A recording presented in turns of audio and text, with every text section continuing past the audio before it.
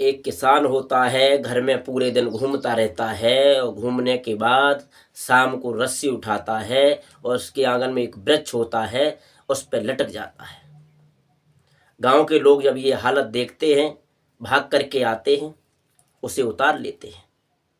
उतारने के बाद गांव का सरपंच होता है, वो कहता है इसे बांध दो, अभी अगर खुला रहा तो हो सकता है पता नहीं किस पे हमला कर दे। और बंधवाने के बाद वो सरपंच पास के जो थाना होता है उसमें कॉल करता है और पुलिस को बुला लेता है। पुलिस को बुलाने के बाद उसे अरेस्ट करा देता है और जब पुलिस के साथ में जाता है तो उसे एक ही फैसला सुनाया जाता है कि इसकी फांसी हो, फांसी हो।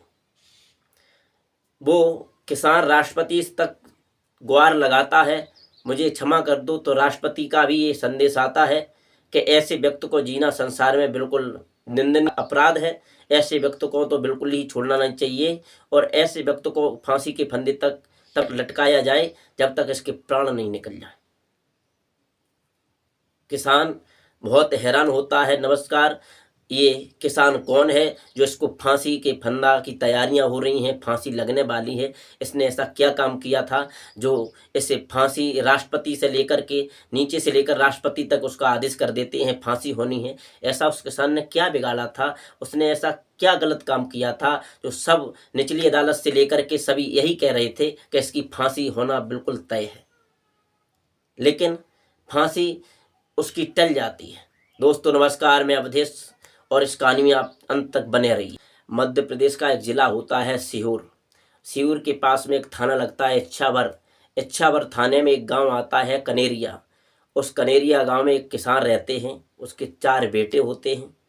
4 बेटे इस तरह से होते हैं, सबसे बड़े बेटे का नाम होता है छगनलाल, दूसरे का नाम होता है मगनलाल, तीसरे का नाम होता है जगनलाल, चौथे का नाम होता है अगनलाल। 4 बेटे होते हैं। दूसरे नंबर का जो बेटा है मगनलाल होता है, उसका घर एक गांव में पक्का होता है, घर में वृक्ष भी खड़े होते हैं और घर में 2 बीवियां भी होती हैं और घर में 5 बेटियां भी होती हैं। वो परिवार अच्छा था। घर से बाहर जाता है और जाने के बाद उधर गांव के ही एक व्यक्ति होते हैं जिनका नाम होता है रामलाल, और रामलाल से कहता है मैं अपनी ज़मीन बेचना चाहता हूँ। तो रामलाल कहते हैं अगर तुम ज़मीन बेचना चाहते हो तो मैं तुम्हारी ज़मीन खरीदने के लिए तैयार हूँ, ठीक है मैं ज़मीन बेच दूंगा। इतनी कहकर के घर में आता है।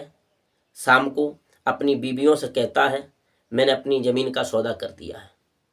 तो दोनों बीवियां समझाती हैं पागल हो गए हो, हमारे घर में 5 बेटियां हैं और हमारी बेटियों की परवरिश कैसे होगी। तो मंगललाल कहता है मैंने कहना है वो कह दिया, मैं तो ज़मीन बेचूंगा। ये बात सुन करके दोनों बीवियां जाती हैं अपने देवर और जेठ के पास में, कहती हैं अपने भाई को समझाओ। उसके भाई आते हैं, समझाने की बहुत कोशिश करते हैं लेकिन वो नहीं मानता है। शाम को लेटता है तो एक बेटी भोजन लेके जाती है, भोजन देती है, वो भोजन की थाली लेता है, फेंक देता है, मुझे नहीं तुम्हारा भोजन करना है, क्योंकि उसकी घर में चल नहीं रही थी, बाकी के सब लोगों की चल रही थी। शाम को लेट जाता है चुपचाप। सुबह जब होती है तो दोबारा बेटी भोजन को लेके जाती है। जब भोजन नहीं करता है, चारपाई पर लेटा रहता है। तो बीवियां कहती हैं इनका तो रोज का ही काम है लड़ाई झगड़ा करने का, पी के आते हैं और रोज लड़ाई झगड़ा करते हैं, इनकी क्या बात सुने। वो बीवियां घर से बाहर थोड़ी दूर पर काम करने के लिए चली जाती हैं, मजदूरी करने के लिए। दोनों चली जाती हैं, घर में 5 बेटियां अकेली रह जाती हैं। पूरे दिन वो व्यक्ति लेटा रहता है। शाम जब होती है, 5 बजे का समय होता है, तो वो किसान मंगललाल घर से निकलता है। जब द्वार पे बेटियां खेलती होती हैं देखता है और बेटियों से कहता है अंदर चलो, पूरे दिन बाहर ही खेलती रहती हूँ। अंदर ले जाता है और अंदर ले जाने के बाद एकदम गेट बंद कर देता है और घूमता रहता है। क्या देखता है, एक घर में कुल्हाड़ी रखी हुई है। उस कुल्हाड़ी को उठाता है, उठा करके छोटी बेटी होती है उसकी गर्दन में देता है, गर्दन अलग कर देता है। जब गर्दन अगर अलग करता है तो और बेटियां होती हैं, चीखती हैं, चिल्लाती हैं। जितनी तेज चिल्लाया जाता था वो चिल्लाती रहीं, लेकिन कोई सुनने वाला नहीं था। दूसरी बेटी होती है, उसको भी इसी तरह से मार देता है। इसी तरह से 5 बेटियों को ख़त्म कर देता है। जब गाँव घर में चीख पुकार बजती है तो गांव के लोग भाग के जाते हैं उनकी बीवियों के पास। वो कहते हैं घर में तुम्हारे में क्या हो रहा है। बीवियां आती हैं तो वो कुल्हाड़ी को लेकर अपनी बीवियों को मारने के लिए भागता है। बीवियां किसी तरह से जान बचा करके भाग जाती हैं। बीवियां उधर भाग जाती हैं, संतो और बसंती। इधर घर में घुस के जाता है, क्या देखता है, एक रस्सी उठाता है और उस रस्सी को लेके, एक वृक्ष होता है सागौन का उसके आंगन में, उस वृक्ष पे चढ़ जाता है और चढ़ने के बाद तुरंत रस्सी डालता है और लटक जाता है। जब ये बाकी गांव के लोग देखते हैं तो भागकर रस्सी को काटते हैं और काटने के बाद उसे नीचे उतार लिया जाता है।